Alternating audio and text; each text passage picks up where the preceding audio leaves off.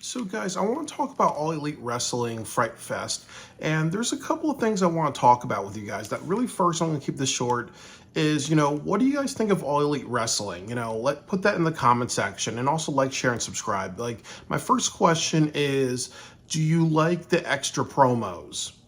Also, do you like who's being pushed? And that relates to Daniel Garcia, and that also relates mostly to the Dark Order and Private Party. Do you like those three teams being pushed? And I would also say that, do you like the extra promos that they're doing? And do you feel it adds to their storytelling? Because I really think that with a lot of the things they're doing in AEW, they're doing a lot of things a lot better with like more promos, more storytelling, more consistency. But I'm not sure if that's for everybody.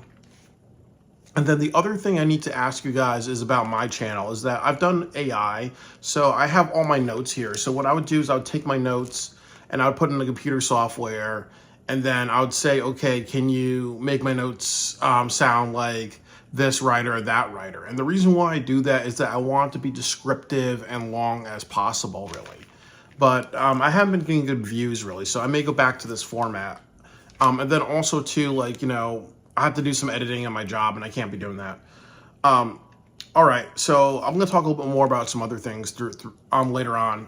All right, so Fright Night, it opens with a video package hyping up all the Fright Night matches, and I really like this because obviously you guys, obviously with All Elite Wrestling, they have to do things like this, so it gives people context. So, context is important to me.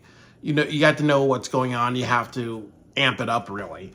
Then it cuts to the Moxley faction segment. So they're getting into a car, and somebody says, turn off the cameras, and I didn't like that. I think they actually showed footage that they weren't supposed to show.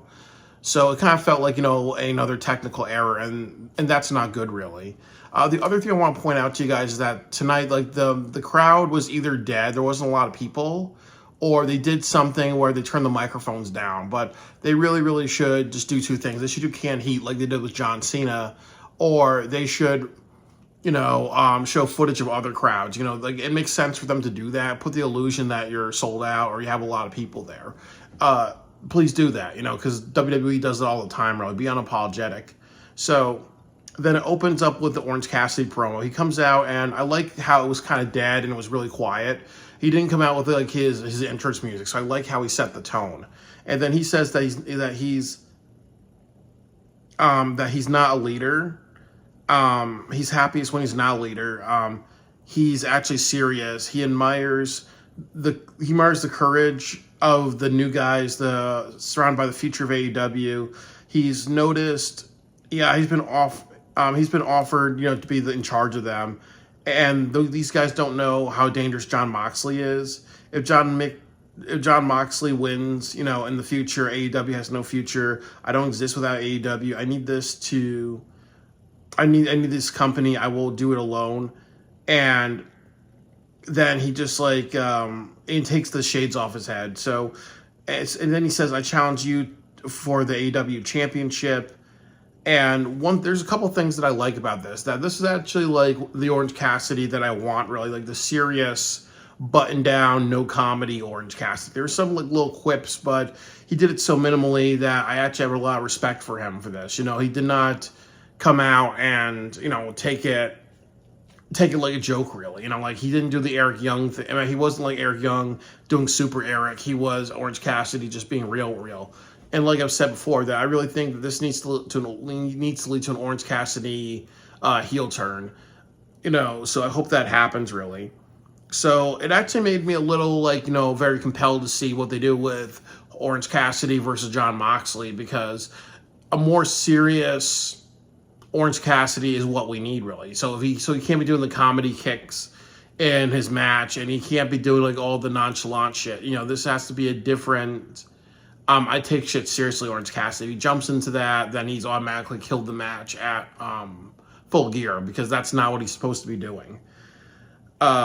There's been a lot of wrestlers that are becoming better, because I like how Kyle Fletcher was more of a brawler in one of his matches, and that works because Kyle Fletcher's more of an athletic type. So Orange Cassidy needs to do that with Jon Moxley. He needs to be more of the brawler, serious wrestler.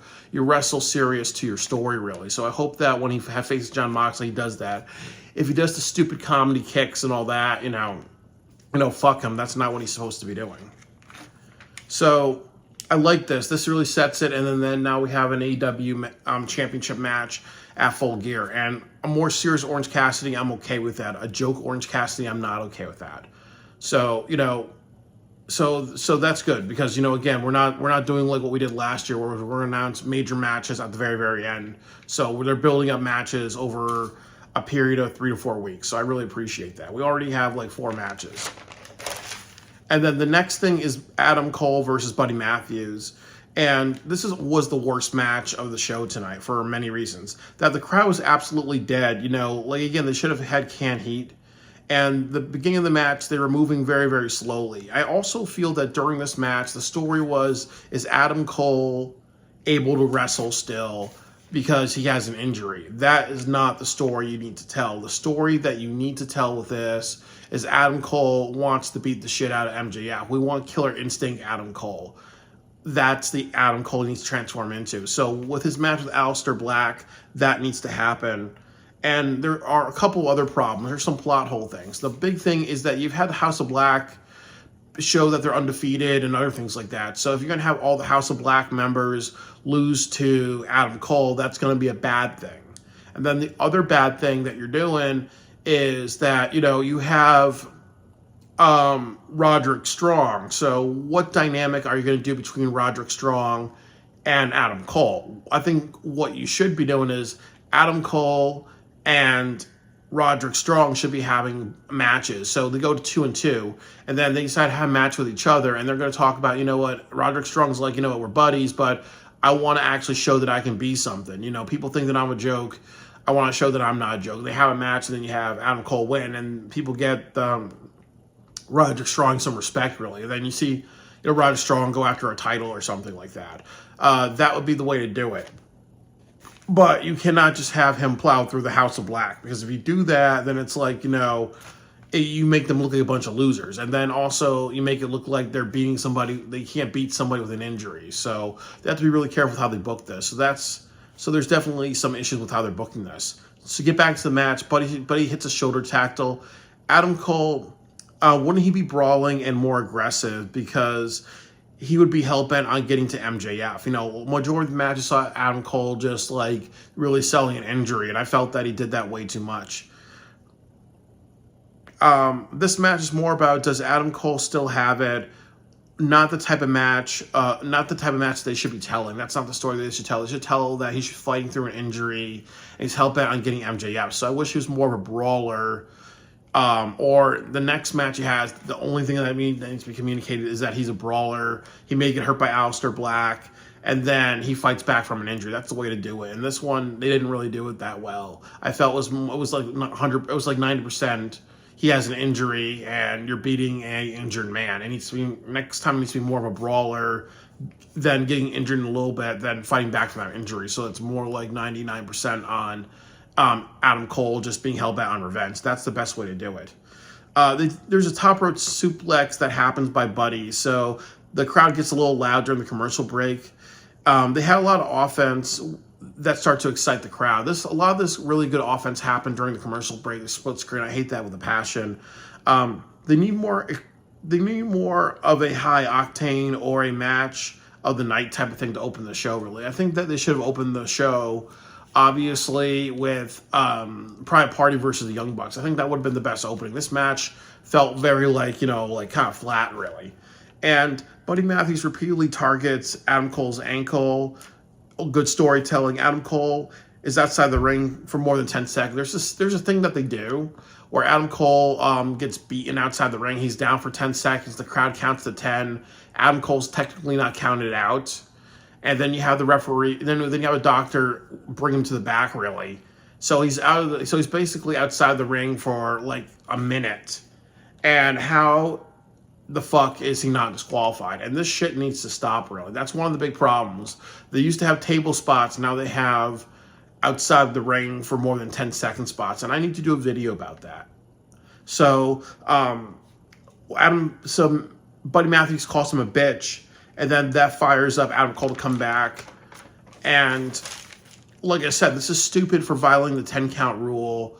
And this is also stupid because the other thing is that Adam Cole is being sent back with a trainer. Wouldn't a trainer be like, no, you clearly showed that you're injured, so why should I let you go back to the ring? Automatically, you're a danger to yourself. That would not work in real life.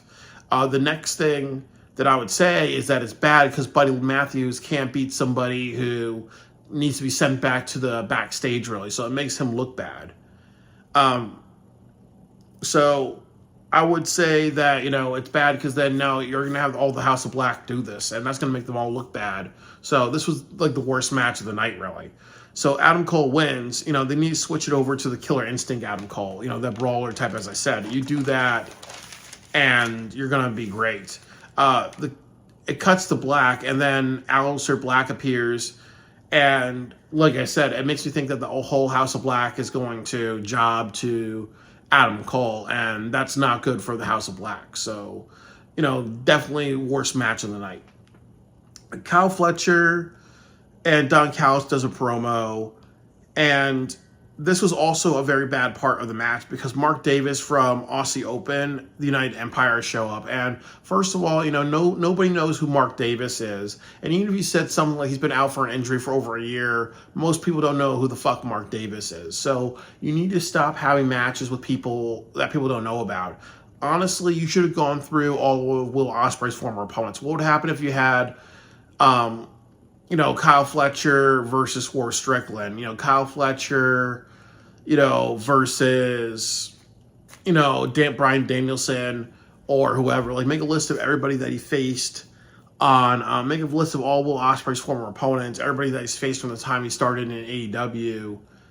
And then you're like, okay, now he's going to go through the list of all these people, the people that are baby faces. So what would happen if it was Ospreay versus Sammy Guevara, and then you're going to have Sammy Guevara come out, but because, as I said, who the hell is Mark Davis? This makes no sense, and most people don't know who he is, so you can't be having feuds with people that you don't know about, so that was really stupid for them to do it like that, So the next thing that I'm going to say is this, that Adam Page is doing a backstage promo, and this is stupid as well, really, because Adam Page has a great voice. He's possibly one of the most over people on the roster.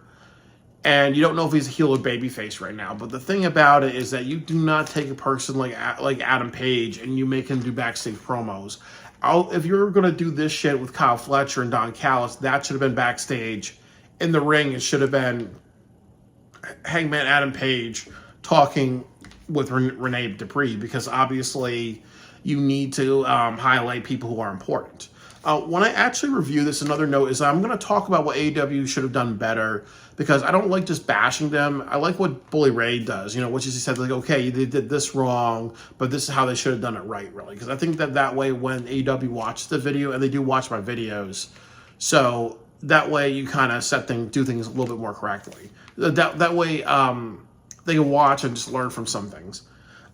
So the Moxley faction comes down to the ring, and Jon Moxley says, "You don't challenge me, I challenge you. Breaking Chuck Taylor's neck was me challenging you. You are the leader of Team AEW. When you fight me, it won't be on the mountaintop. It will be in the valley. I'm prepared to die in the valley." They put Wheeler Yuta in the chair, and then Orange Cassidy comes out and tries to save Wheeler Yuta. And then what happens is that the Dark Order saves Orange Cassidy, and then Team AEW gets beaten down. And it actually looked weird because there's somebody who had his body bandaged, and it honestly looked like he was a woman, really, because that person had like a really big chest. So I'm not sure if that's Chuck Taylor or whoever, really, but that looked a little weird. Then Darby Allin comes down from the Raptors. So there's a couple things I want to talk about. This was another bad segment. When Darby Allin came down from the Raptors, they should have just done a more dramatic cut, like when Sting came down. It honestly looked very, very stupid. Like he looked like a turd hanging out of somebody's ass row. That's how like stupid and silly it looked, really. When you're gonna have somebody come down from the Raptors, you need to set it up better. And if that doesn't work, you need to have Darby Allin come down from the ring aprons, from the ring ramp with a skateboard or something like that. They set it up very poorly. And like I've said, they should have a Blood and Guts match or an Anarchy in the Arena match or something like that with Team AEW versus the Moxley faction. I think that would be good. Or you do like Moxley versus Darby versus Claudio, and Danny Garcia versus Pac. That's the way to do it. There's a couple of things I also want to say. That the next thing that I'm going to go through this, that the whole thing about dying in the valley, this again makes Jon Moxley look like a poor man's Bray Wyatt. You know, like all the metaphors, nobody really gets it. It doesn't work for him. Speak fucking directly. Do a promo next week where you're speaking directly, no metaphors and ambiguity, or speaking in riddles, you know. And then the next thing that I want to say is that they did something where they take Wheeler Yuta and they put him in a chair. That makes no sense at all. That makes no sense at all, really, because the problem is, wouldn't Team AEW be like, you know what, guys, fuck Wheeler Yuta. So why would Orange Cassidy want to save somebody who put a bag over Bryan Danielson's head? So that's a stupid plot hole. And then the other thing that I want to say is that if you have Team AEW get beaten down so many times, the problem is that it's going to make them look weak and bad, really, because it's like, why would you take them seriously if they're always losing? And then also, didn't the Dark Order lose a bunch of times in both Ring of Honor and then also in on Dynamite and Collision? So they need to be getting victories. They need to be getting like victories every single week on Dynamite, Collision, and Rampage. They need to do a lot to build up the Dark Order and all those people. And then also when they wrestle, they need to be serious.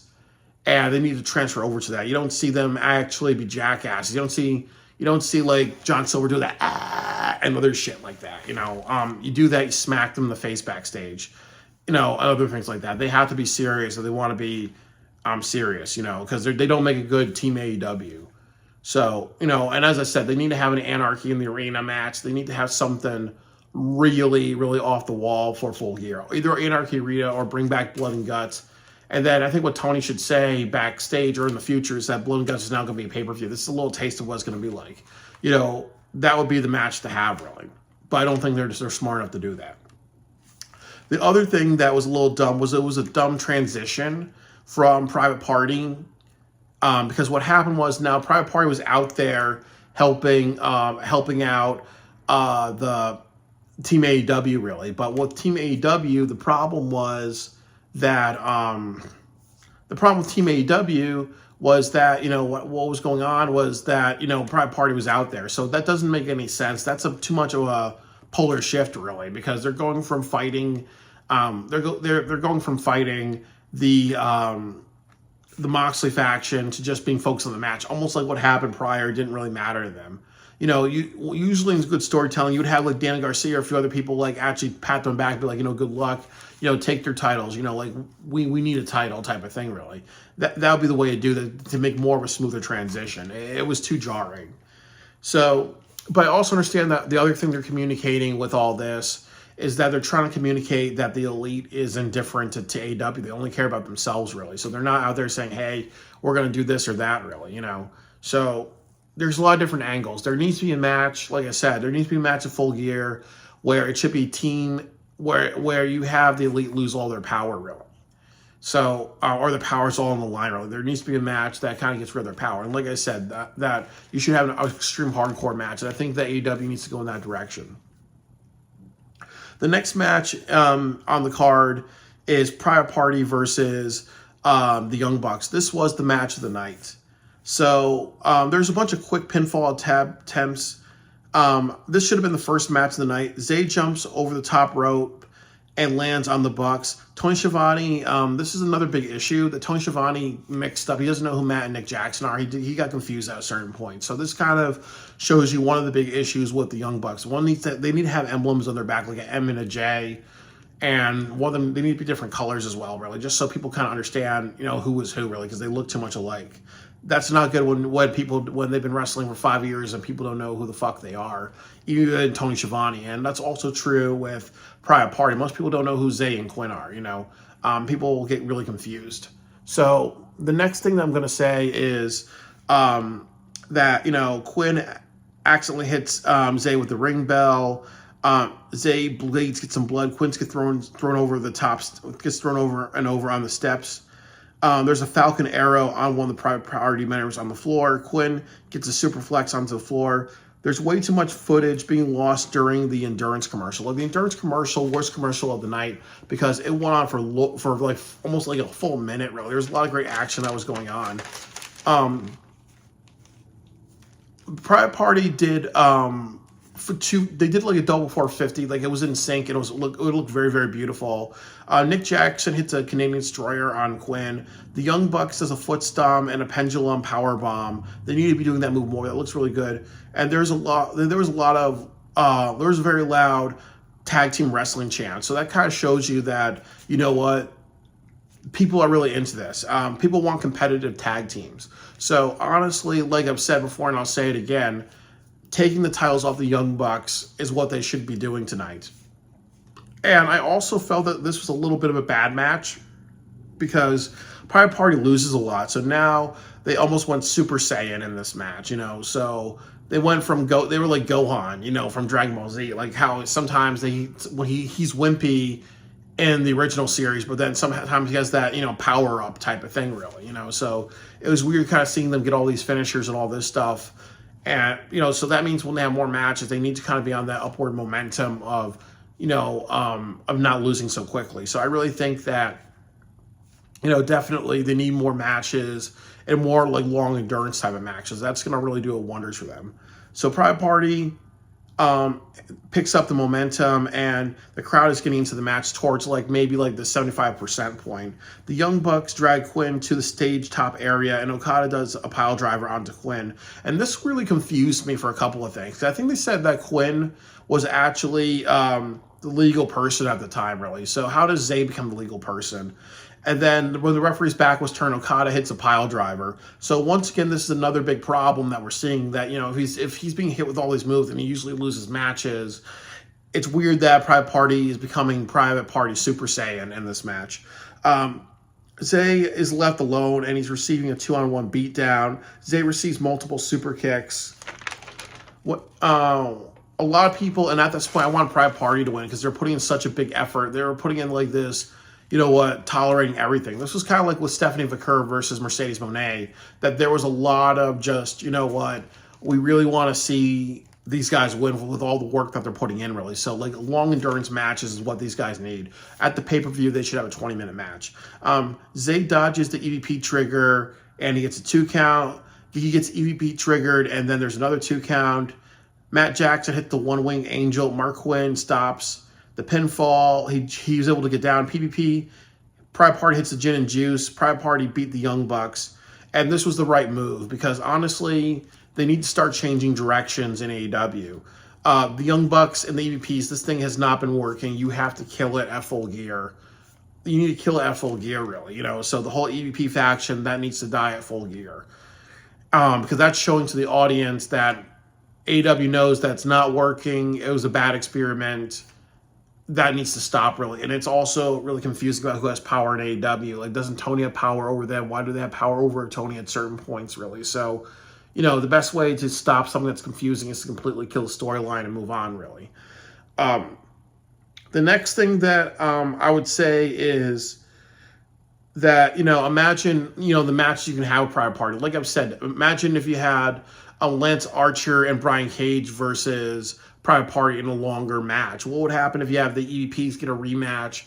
What would happen if you have Team AEW, if you have Pac and Claudio versus them? You know, what would happen if you have 2 members of LFI? What would happen if you actually have Sammy and Dustin have a rivalry with them? There's a lot of things that you can do. What would happen if you turn the Acclaimed heel and they have a rivalry with Private Party? There's so many things that you can do with it. What would happen if you have the Outrunners versus Private Party, FTR versus Private Party? There's a lot of great things. And they need to set a new presidency, which is that if you wrestle Private Party, this is about this is about great tag team matches and tag teams that want to prove something in AEW. That's what they need to do, really. You know, what would happen if you have Shelton and Bobby Lashley? You know, MVP gets on that phone and he's like, you know what? You guys, you know, if you guys lose, you got to join us with your tag team titles. There's so many different things you can do with this. But with the EVPs, they completely killed the tag team titles. You had a lot of momentum with Sting and Darby. They killed it by being champions for about 7 months, really. You know, so this is the right thing to do. They're going nowhere with it. Set a new presidency. That tag team matches matter in AEW, and good storytelling what those matches matter as well, really. And Private Party, they've really kind of been these underdog wrestlers persevering. So this really needs to kind of be going. It's announced that Moxley and Orange Cassidy is going to be set for Full Gear. At this point, this is stupid because you should have announced that after they had the Moxley and Orange Cassidy beatdown type of thing, really. That was the best time to announce it. They could have announced that, and then you started the Young Bucks versus Private Party. That's good sequencing. So I would have really, really appreciated that. And then it cuts to backstage with the EVP shredding documents. I'm very interested. Are these contracts or whatever? There was also a segment at the very end of the show where Brandon Cutler is left behind. He gets beaten down by the EVPs to take a hammer, break his hand. But the problem is Brandon Cutler looks like a douchebag. You know, he has like the glasses and the big beard. He looks very, very silly. So again, I'm not a fan of silliness. You know, when you have serious storylines, you need to cut the silliness. If Brandon Cutler is too much of a clown, he can't be with the EVPs. You know, you're doing something very serious. So this does not make any sense. The next thing that I will say is that you had Daniel Garcia rough up Jack Perry backstage. So there's two things about this. I like Daniel Garcia. He really comes off as somebody who's trying to live up to the occasion. He comes off as somebody that really cares about AEW. Like, he's kind of like a poor man's John Cena, but I really respect his fight and drive. There's something charismatic about that. But there are a lot of people who say that he kind of hams it up, really. So maybe he needs to dial it back a little bit. And maybe he's becoming a little bit more monotonous, really. So I think that he needs to kind of do a little bit more with his character and have a little bit more dimensions. But he can't be like, you know, Mr. Fired Up all the time, because if he does that, it does not become realistic. It becomes a little like, he becomes almost like a dog that barks too much at people he doesn't like, really, you know. So it's a little ridiculous. But as I said, that Jack Perry got CM Punk'd, really, because he got like thrown against a wall and other things like that. So, you know, a lot of people, so he got CM Punk'd by Dan Garcia. So the problem is, it puts a smile on my face because it comes off as comical instead of serious. Then they had Camille versus Chris Statlander. Unfortunately, I wasn't really into this match. You just had Private Party had a really great match that took all my attention. But there was a bunch of high power and high hitting moves. And I'm happy that, you know, you have big woman versus big woman. But I kind of wish that, you know, this was a little bit longer. But, you know, that's what happens when you have, like, more matches that matter, really, you know. But I really think Chris Statlander versus Mercedes Moné needs to happen. And then the other problem is that Mercedes Moné, she hasn't been doing that good of a job. So there needs to be a talk about taking the title off of her. I really think that either at, I think at World's End, you need to take the title off Mercedes Moné, and she needs to go home. Because Mercedes Moné hasn't been doing anything with the title. She's not that compelling. She's not that interesting. She's not drawing ratings. There needs to be a polar shift. She needs to either have compelling matches and be the entitled princess, but she doesn't do that well, really. So, you know, she needs to almost kind of be that person that has the great matches. She needs to be like that female wrestler that was like, you know what, if you hate me, get better, you know, type of thing, really. You know, so there's a lot of just, you know, what I see with her is that she's not a good character wrestler. So they need to do other things with Mercedes Moné. But if she's not the person to be holding that title, you have to take the title off of her and give it to somebody else. Just like the Bucks, really. It didn't work with the Bucks. You take the title off of that. Every single time you have a title that doesn't work for somebody, and they've held it for like at least over 3 months, you have to kind of create a exit plan with those people, you know, and they need to create an exit plan with Mercedes Moné. She's been holding the title for a long time. Nothing really compelling's come out of it. She needs to lose that fucking title. And then the next match that they had was the main event between Swerve and Shelton Benjamin. I was very annoyed with this match because the big problem was that like 30% into this match, they did not announce any of the fucking moves. You do not do that in professional wrestling. You know, what happened? Did everybody get like tired? Did Tony Schiavone have a nap?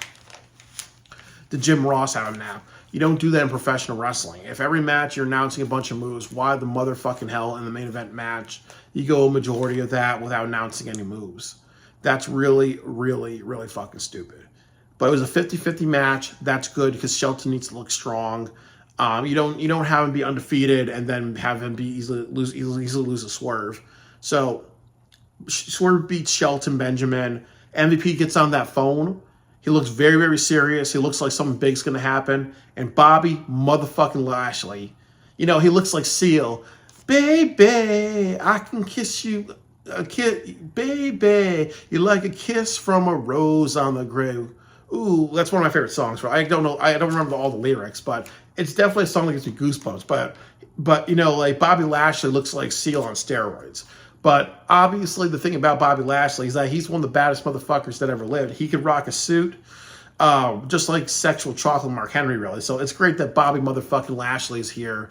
It adds a lot to AEW to have him, but there are some concerns. What do you do with Bobby Lashley in a year from now? What do you do with him in 2 years from now, 3 years from now? What type of matches are going to have with Bobby Lashley? Are you going to protect his character? Should he be having matches with Orange Cassidy? Should he be having matches with Hangman Adam Page? Should he be having matches with Wardlow? What do you do with Bobby Lashley to make him have momentum long term? Because AEW books big men very, very poorly. So he needs to have one of those, man slapping man, big men slapping man meat matches. So if you do something like you have Private Party versus Lance Archer and Brian Cage, you could do something that you could easily have like the Hurt Business versus, the Hurt Business versus Archer and Brian Cage. You can do something where Wardlow wants to prove himself, so he has a match with Bobby Lashley. There needs to be a lot of that type of really competitive, high-octane matches. You need to show him as a powerhouse. You don't have him have a 50-50 with Orange Cassidy, but I think they're too stupid to do something like that. So it raises a bunch of concerns.